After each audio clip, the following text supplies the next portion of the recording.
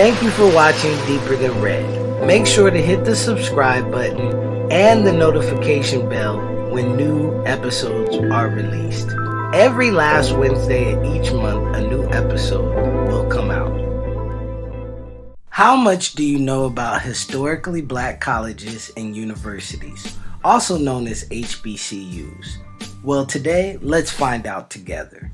From the late 1800s to the late 1900s, HBCUs provided refuge from U.S. laws and policies that prohibited Black Americans from attending most colleges and universities. Initially, HBCUs were established to teach the children of formerly enslaved Black Americans and to train them to teach other Black Americans.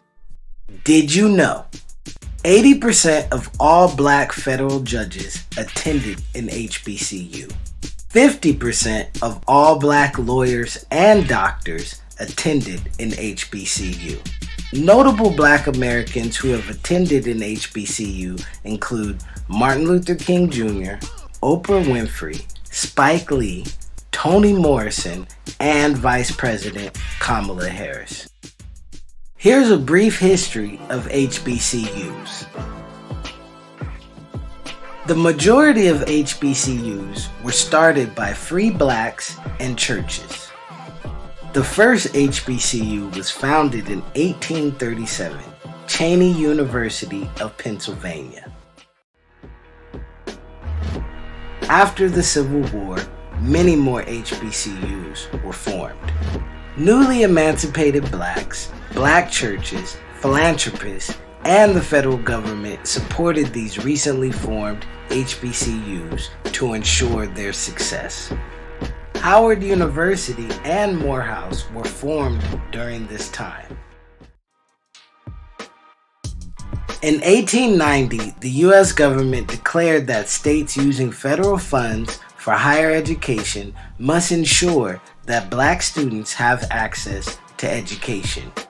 Since the southern states prohibited Black students from enrolling in their universities, they allowed the establishment of Black schools. This way, southern states didn't have to desegregate their schools, and they still received federal funding.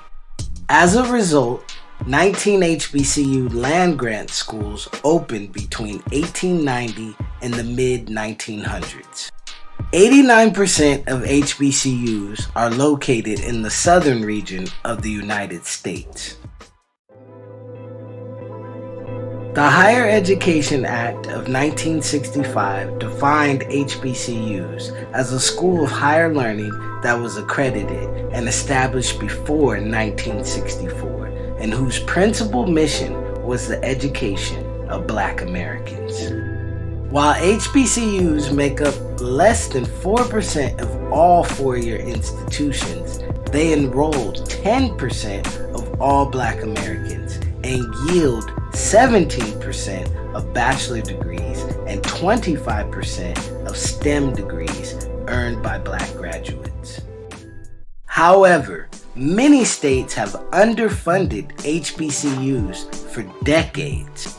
In 2023, federal officials told 16 states that they have been underfunding HBCUs by over $12 billion. This is based on state spending data from 1987 to 2020. For example, Tennessee underfunded its own HBCU more than any other state.